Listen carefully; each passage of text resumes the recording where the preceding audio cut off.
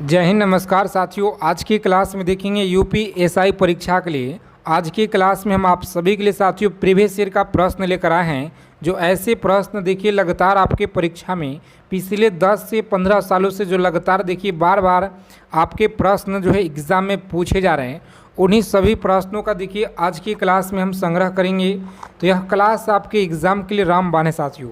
अगर आपको इस बार सिलेक्शन लेना है, एक सीट अगर आप पक्का करना है साथियों, यूपीएसआई एग्ज़ाम को क्रैक करना है, तो साथियों आज के इस क्लास में जितना भी सवाल आपको कराएंगे सभी क्वेश्चन आपको अच्छे से याद रखना है, क्योंकि पेपर में प्रश्न देखिए आपको यहीं से मिलेंगे साथियों।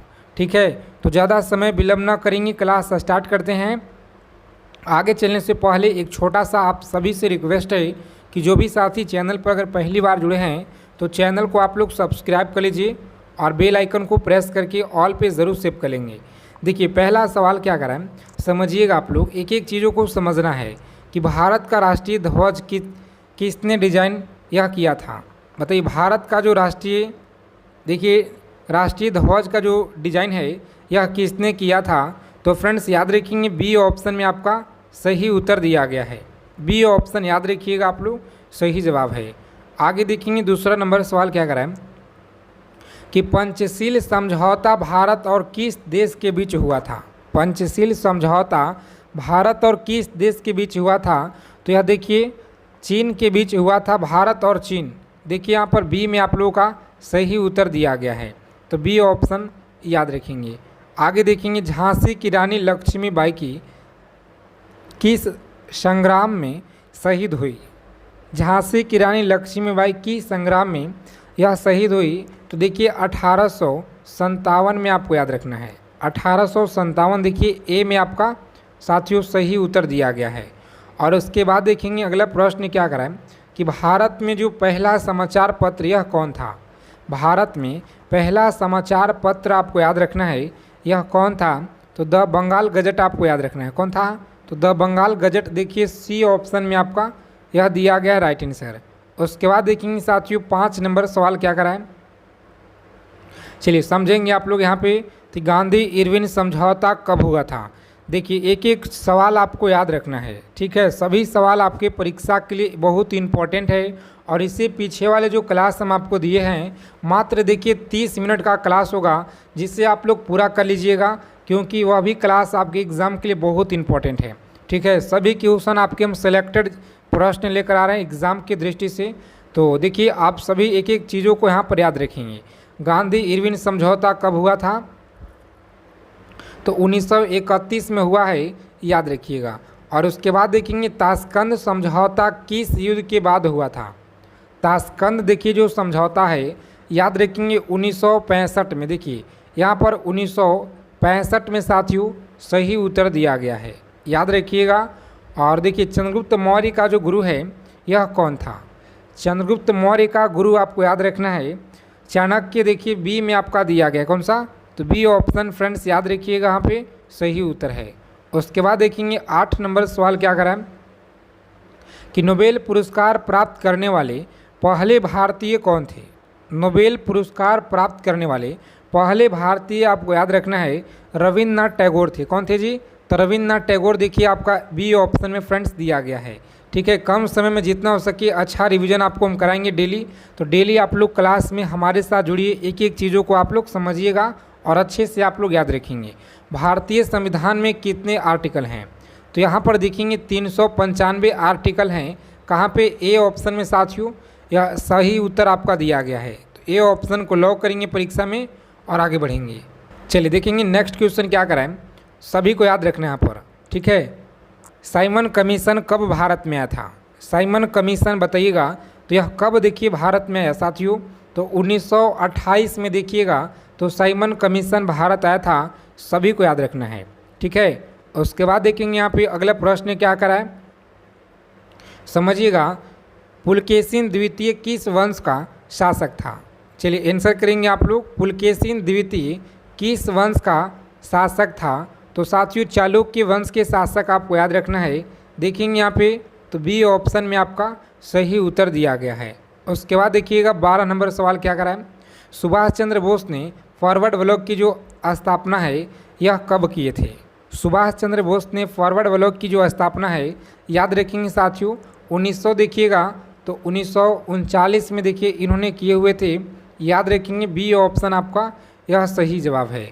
और आगे देखिए अगला प्रश्न क्या करा है, सभी को याद रखना है, ठीक है। भारतीय संसद के दोनों सदनों की जो संयुक्त बैठक की अध्यक्षता बताइएगा कौन बुलाता है, बताएंगे दोनों सदनों की जो अध्यक्षता यह कौन बुलाता है, तो लोकसभा के अध्यक्ष बुलाते हैं।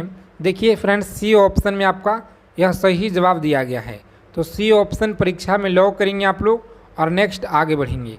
और आगे चलने से पहले देखिए अगर आप लोग अभी तक ब्रह्मास्त्र पीडीएफ नहीं लिए हैं तो साथियों यह ऑफ़र बहुत कम समय के लिए है। यूपी एसआई और यूपी कांस्टेबल के लिए आप लोगों का जो है ब्रह्मास्त्र सीरीज का पीडीएफ दिया जा रहा है। अगर आपको इस बार यूपी दरोगा एग्ज़ाम को क्रैक करना है साथियों तो मात्र देखिए 99 आप सभी के लिए कुछ भी नहीं है, ठीक है। अगर आपको इस बार सिलेक्शन लेना है तो यहाँ पर देखिएगा पीडीएफ आपको मिलेगा साथियों, इस नंबर पे कांटेक्ट करना है। तो देखिए ब्रह्मास्त्र सीरीज का यह पीडीएफ है जिसमें आपको रीजनिंग का पूरा देंगे प्रश्न, ठीक है। अलग से आपको हिंदी देंगे, जीके जीएस हो गया आपको पूरा मिलेगा, ठीक है। जिसमें आपका history, polity, geography, economics, physics, chemistry, यहाँ पर देखिए जितना भी आपका दिया गया है सभी के सभी आपको मिलेंगे, ठीक है। करंट अफेयर्स, और देखिए ऑफ़र बहुत कम समय के लिए है, ध्यान दीजिएगा। इस नंबर पर आपको व्हाट्सएप मैसेज करना है, कॉल नहीं करना, आपको व्हाट्सएप मैसेज करना है, ठीक है। और देखिए 99 का आपको जो है पेमेंट कर देना है। उसके बाद हमारे टीम के द्वारा आपको तुरंत जो है साथियों व्हाट्सएप कर दिया जाएगा पीडीएफ पूरा का पूरा, ठीक है। आगे देखेंगे यहाँ पे चाहे आप एसआई के लिए लीजिए चाहे कांस्टेबल के लिए लीजिए, मात्र 99 आपको लगेंगे। और देखिए यह पीडीएफ आप सभी के पास यह पीडीएफ होना चाहिए, इसीलिए मात्र देखिए प्राइस बहुत कम रखा गया है। ऐसे तो यह पीडीएफ का प्राइस देखिए 599 है जी, लेकिन आप सभी को लिए यहाँ पर देखिएगा तो हम चाहते हैं कि जितने अभ्यर्थी इस बार फॉर्म भरे हैं सभी के पास यह पीडीएफ हो जाए। एग्ज़ाम में जब आप लोग जाइएगा तो इस पीडीएफ से प्रश्न आपके भर के मिलेंगे, ठीक है। मात्र देखिए साथियों 99 में आपको मिल रहे हैं। इसमें आपका प्रीवियस ईयर पूरा अच्छे से इंक्लूड किया गया है। आगे देखिए फतेहपुर सीकरी का जो निर्माण है यह किसने करवाया था, तो यहाँ पर याद रखेंगे अकबर के द्वारा, ठीक है। अकबर के द्वारा आपको याद रखना है, सही जवाब दिया गया कौन सा, अकबर देखिएगा तो यहाँ पे बी में दिया गया है जी। उसके बाद देखेंगे स्वदेशी आंदोलन कब शुरू हुआ, स्वदेशी आंदोलन याद रखेंगे 1905 में देखिएगा साथियों यहाँ पर तो यह शुरू हुआ था। आगे देखेंगे अगला प्रश्न क्या कराएं कि भारतीय राष्ट्रीय कांग्रेस की जो स्थापना है यह कब हुआ था। भारतीय राष्ट्रीय कांग्रेस की स्थापना 1800 देखिएगा तो 85 में हुआ है साथियों, यह सही जवाब दिया गया है कौन सा, तो बी ऑप्शन में देखिए यहाँ पर सही उत्तर आपका दिया गया है, ठीक है। आगे देखेंगे अगला प्रश्न क्या कराए, सभी को याद रखना है। देखिए यहाँ पर देखिए गिरि पर्वत कहाँ स्थित है, तो गिरि पर्वत आपको याद रखना है हिमाचल प्रदेश में। कहाँ पे, हिमाचल प्रदेश देखिए आपका दिया गया है साथियों, ऑप्शन नंबर बी में आपका दिया गया है सही जवाब, तो बी ऑप्शन लॉक कीजिएगा। आगे बढ़ेंगे राष्ट्रीय मानवाधिकार आयोग की जो स्थापना है यह देखिएगा तो 1993 में हुआ है। उसके बाद देखिएगा साथियों यहाँ पे 19 नंबर सवाल क्या कराएं कि द्रविड़ आंदोलन किस राज्य से संबंधित है, तो यह तमिलनाडु राज्य से है, सभी को याद रखना है, तमिलनाडु राज्य आपको याद रखना है। चलिए उसके बाद देखेंगे अगला प्रश्न यहाँ पे क्या करा है साथियों, सभी को याद रखना है, एक एक चीज़ों को आपको एकदम अच्छे से कंठस्थ याद कर लीजिएगा आप लोग, ठीक है। विश्व का प्रथम कागजी मुद्रा जारी करने वाला यह कौन सा देश है, तो याद रखेंगे यहाँ पे सही उत्तर दिया गया है ऑप्शन नंबर बी में आपका कौन सा, तो बी ऑप्शन चीन आपको साथियों याद रखना है। आगे देखिए विश्व का प्राचीनतम धर्म जो अस्तित्व में है यह याद रखिएगा सनातन धर्म दिया गया कौन सा, तो सनातन आपका सी में दिया गया है। और आगे देखिएगा तो विश्व का प्रथम नगर जिस पे परमाणु बम गिराया गया वह देखिए हिरोशिमा है जी, जो कि सी ऑप्शन में आपका यह दिया गया है।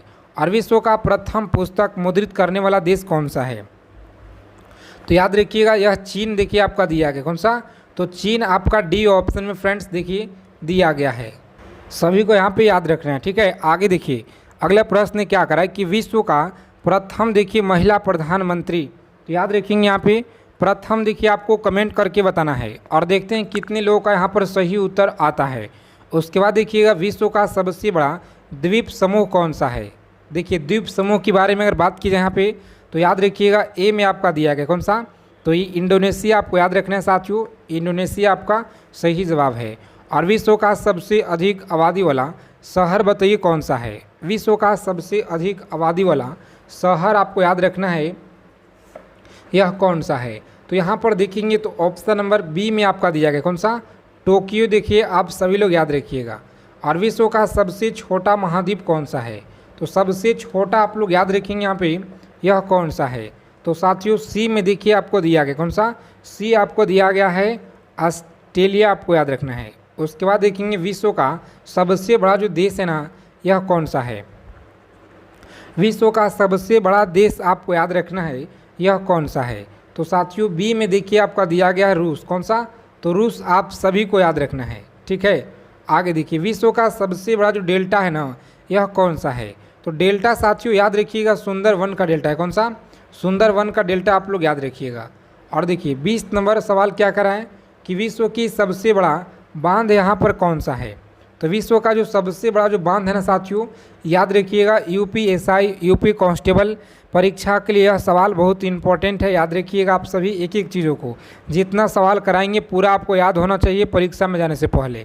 देखिए ऑप्शन नंबर जितने लोग बता रहे हैं सी, कौन सा, भव्य बांध आपको याद रखना है।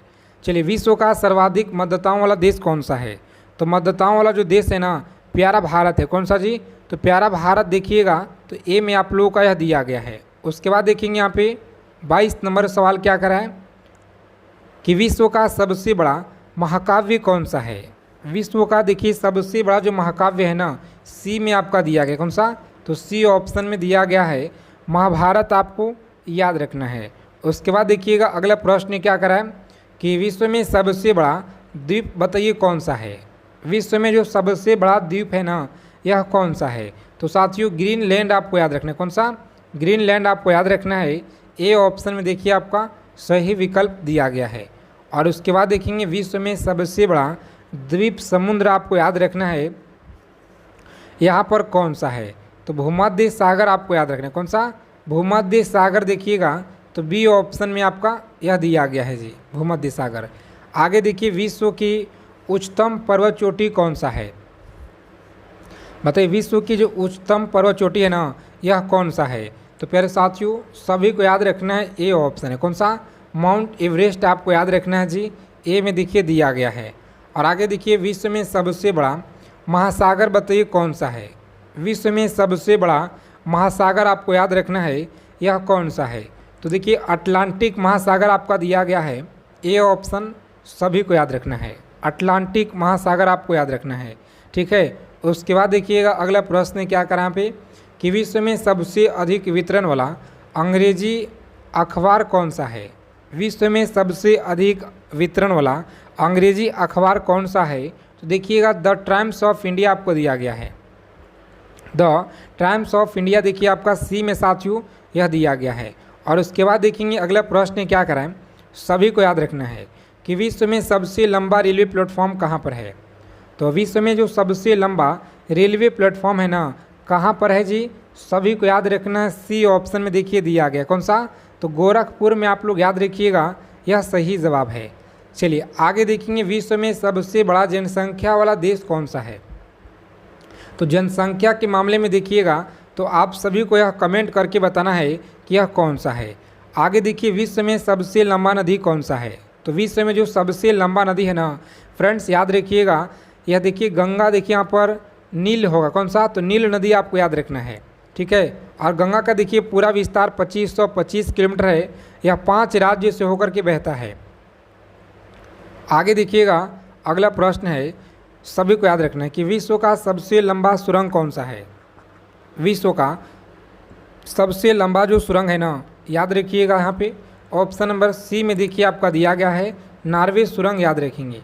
ठीक है, और प्रजातीय पक्षपात के निराकरण के लिए अंतर्राष्ट्रीय दिन कब मनाया जाता है, प्रजातीय पक्षपात के निराकरण के लिए अंतर्राष्ट्रीय दिन देखिए कब मनाया जाता है, तो ए ऑप्शन में दिया गया है 21 मार्च आपको याद रखना है, 21 मार्च।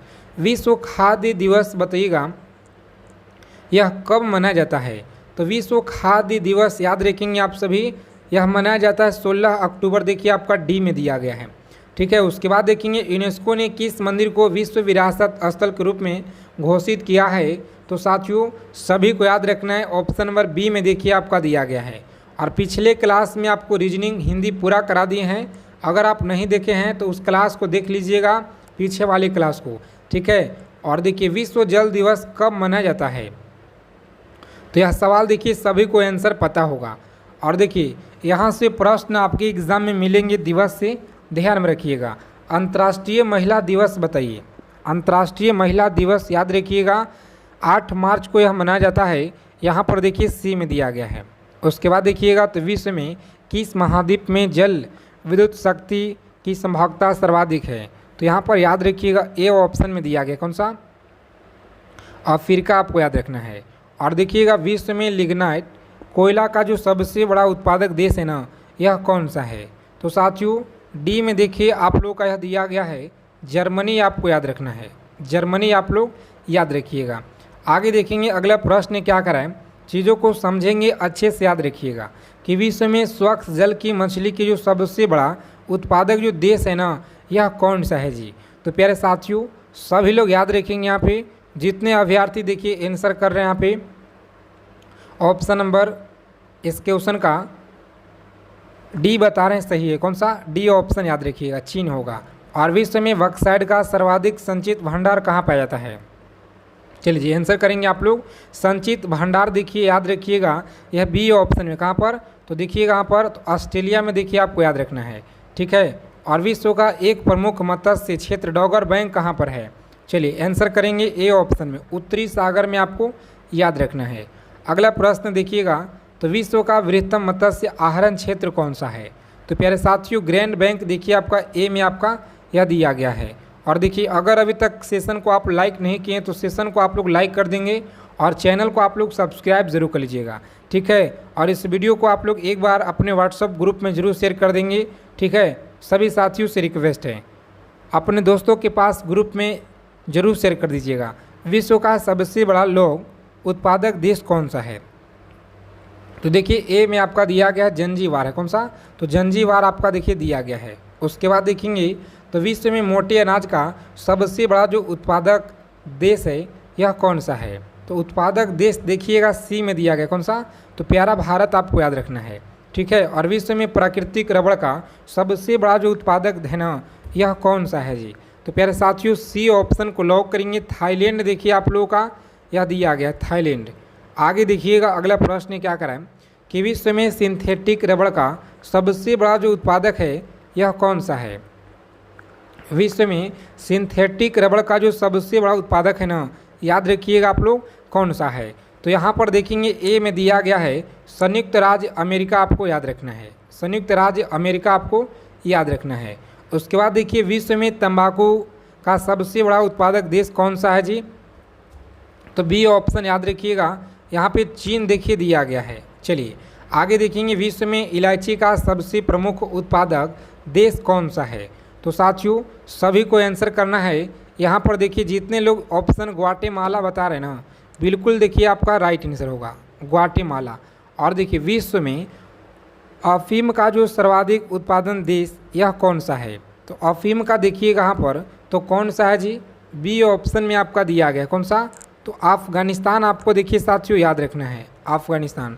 और विश्व में सर्वाधिक आलू कहाँ पे होता है। चलिए कमेंट करके आप लोग बता दीजिएगा इसका आंसर क्या होगा सभी साथी, क्योंकि बहुत इंपॉर्टेंट है। और देखिए पीडीएफ आप सभी को लेना है, मात्र देखिए डबल लाइन में मिल रहा है।